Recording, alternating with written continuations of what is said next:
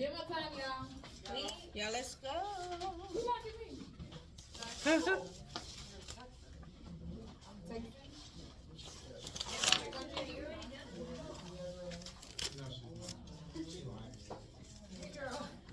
Don't believe buyers.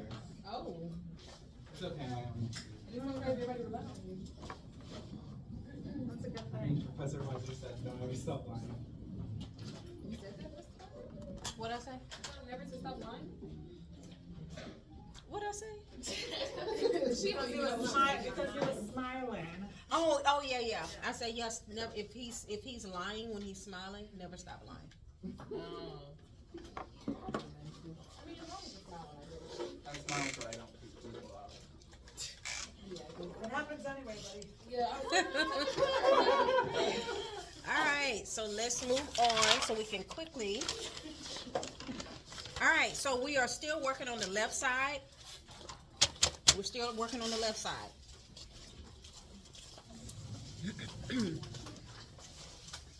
Do make sure that you apply your interfacing, your left side interfacing. Both of them aren't the same. They're not the same width. So you need your left side interfacing applied. If you haven't done so already, apply it now before you do this next part. Okay, so your markings will need to be connected here. So make sure you have your markings. It's only going to let you know that you're sewing in the right place. But everything that we do is going to be measured out, so that should line up with your markings. Should be at the top and the bottom. So I have the shirt marked at the bottom with the lines, same lines transferred, and at the top. Again, it's just an indicator to let you know you're sewing in the right place. All right, so the first thing we're going to do is measure 1 1/4 over. So if you notice, one of your measurements, which is the second line, is 1, and it should be 1 1/4. 1 1/4. No, the first line is 1 1/4. I'm sorry. So the first line is 1 1/4. That's 1 1/4. That's the first line.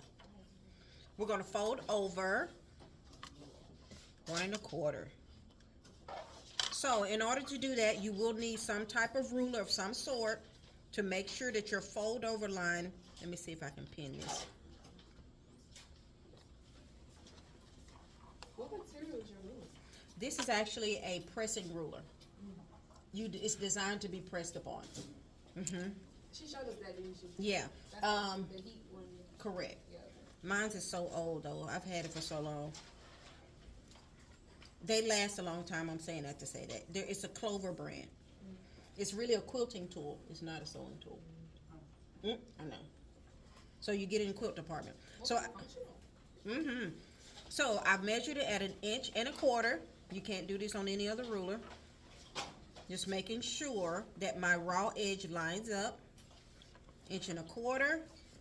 And I'm just going to pin around it. I'm just securing it.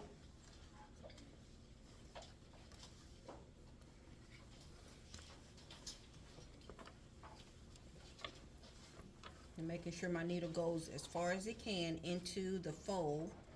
Pin on both sides. You can actually do the same trick that I'm doing. This is really not a technique, it's just something I'm showing y'all. You can pin on the side of the rulers and it'll stay. Wherever you measure, pin on side of the ruler on either side.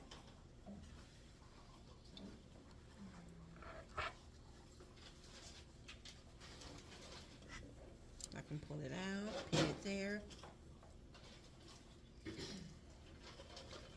And so I noticed that I'm right on point, right here at the top, where my marker is, which is that one. 1 1/4.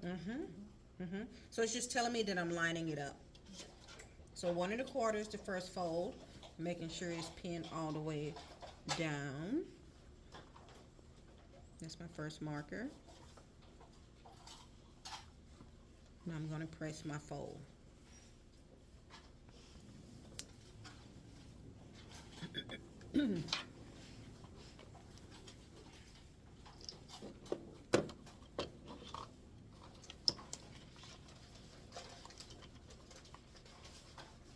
If you don't measure this properly, your neck edge will not work.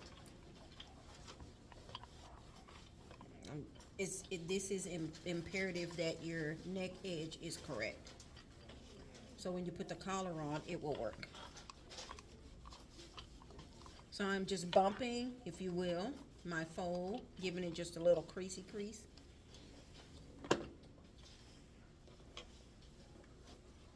Okay, so I've gotten one fold done. Now I do need to fold it again. So I need to take my pins out and fold it again. I'm gonna measure it too, to make sure it is 1 1/4. So you can see we're using up this interfacing. So it's giving the front facing structure. So I'm gonna fold it over.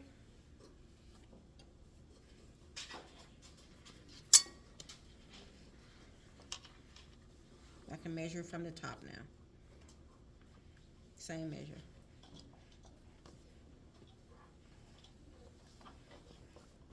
The same 1 1/4. Yes, ma'am.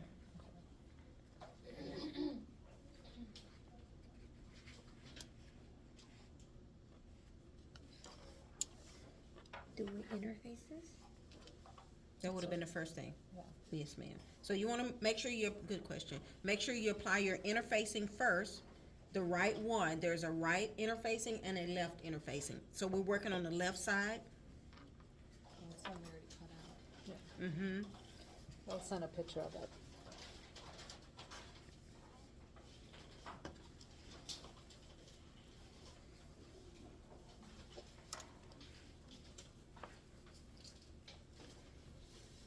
Bridget makes it easy for you. If I was leading this class, you'd have to give me a picture of the whole process. So, be grateful. She's the easy one. I like all your tricks though.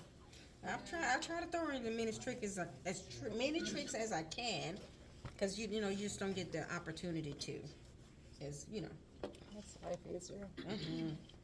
All right, so we're gonna press this. Press.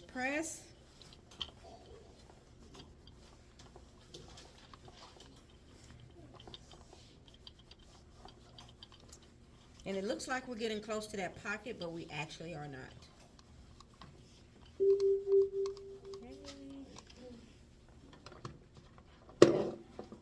All right, so now we are going to sew. We're going to sew 1/4 inch on this folded edge right here. 1/4, 1/4, 1/4.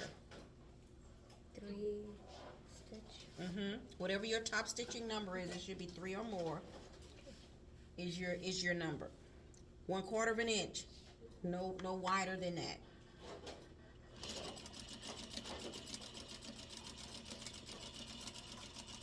Now this side will be the visible color if you're doing 2 different colors. So you want to make sure if your bobbin was your priority thread that you want seen, you would turn it over so that it can be seen. That's if you have 2 color tray. If you're designing it based upon the top stitch color, Yeah, you really got to be mindful of that, because your bobbin Okay. should be the color of the shirt. So if your shirt is white, your bobbin should be white, and if your top stitch color is yellow and red, it should be red. Not the same, not both. Okay, one should match the garment and one should be the wow color. So you have to be mindful which one will show to determine if you sew it right side up or flip it over for visibility's sake. But since you're learning, we just use 1 color. Well, I'm just telling you throwing it. That's another Yeah. trick. Yeah. So I always sew with 2 colors. So you can know that when I'm teaching, I can tell you the difference between the bobbin and the top thread, and express from there. You don't need to backstitch, but you can if you just feeling like it's just not gonna make it. I mean, if it give you OCD and trauma, backstitch, but you don't have to. You know it. Yes. All right. So press. You must press in the process. If you don't press in the process, it looks like it's not pressable. It just looks like homemade. That's not what we want. So you want to press it again. I'm pressing this fold. And you're also securing your stitches. All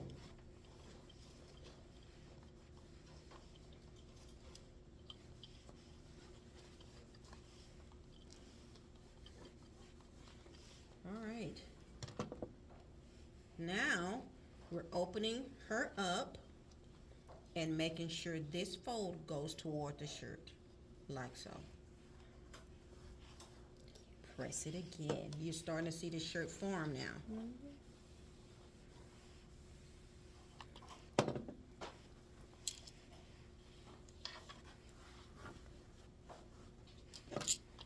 So I'm going against that fold here to make sure that it is as flat as it can be. So I'm using the iron to help me out. Don't just press it, but push it. I am really pushing it. I'm flat ironing my hair right here. So imagine that. Like you really gotta, you know. Work it. Gotta work the wrist, work the wrist. Flip it, turn it. All right. Now here we are on the right side. You see how it's forming? Oh. One more stitch. I know. It's top stitching business. Now that we have pressed it and my top stitching thread is obvious, so you can see what I'm doing. You can see my thread color. It is aligning itself with my look because I have two different colors. That's a whole price point differential. Your thread a different color. It changes the dynamic of the design. All right, so now I'm going to sew 1/4 inch seam, not seam, stitch right here, top stitch on the other side. 1/4, 1/4, 1/4. Is it too late for me to change out my color? That's your stuff. You're That's the okay. designer.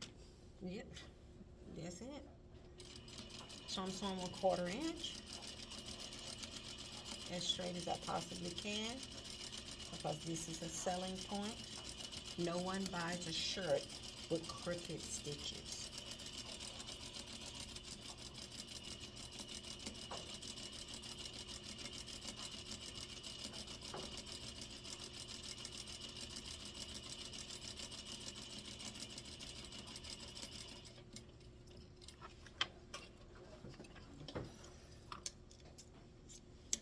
Don't backstitch. You don't have to backstitch if you don't want to. You see how it's forming? So now we've done the front placket for the left side of the shirt. Clean. And it looked like we attached something, but we didn't. It's called a self-binding placket. All right. 30 minutes.